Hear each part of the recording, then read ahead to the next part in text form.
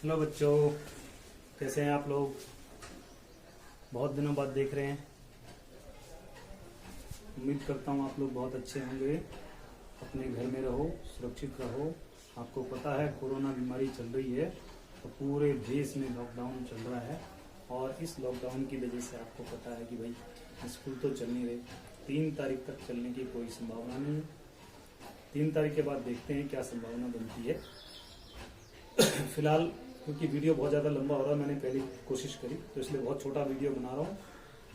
Summarise कर रहा हूँ इस चैप्टर को। आपने विज्ञान के लिए 3 कॉपी बनानी है, एक रसायन विज्ञान की, एक जीव विज्ञान की, एक भौतिक विज्ञान की। तो सबसे पहले आपके पास जो चैप्टर आ रहा है वो है पाठ 1, रासायनिक अभिक्रियाएं एवं समीकरण। और ये आपको अपनी एक कॉपी में हल करना है।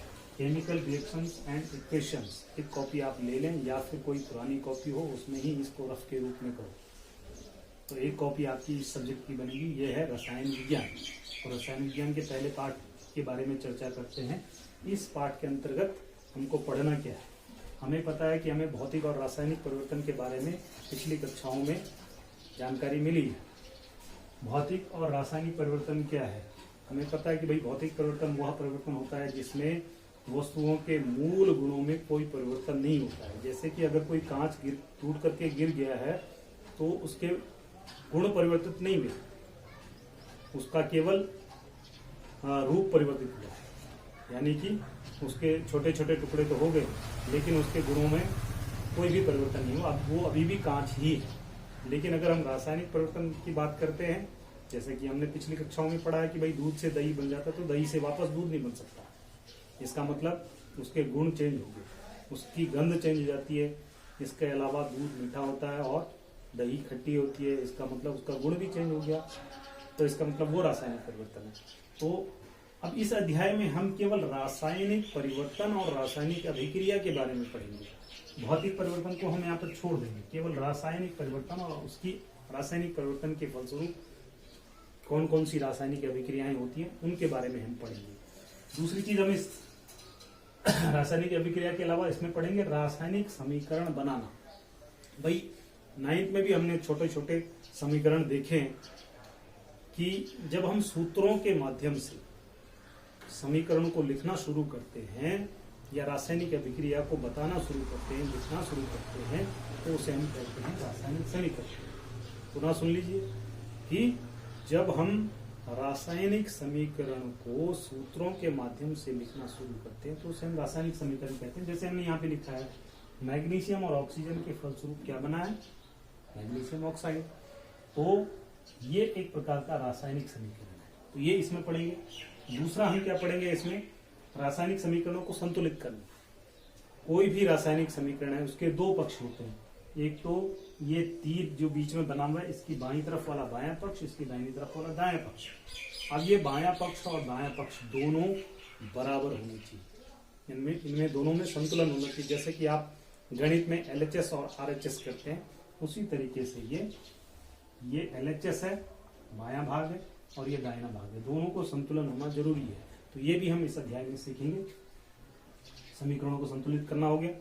रासायनिक अभिक्रिया के प्रकार हम सीखेंगे कि रासायनिक अभिक्रियाएं कितने प्रकार से घटित होती हैं।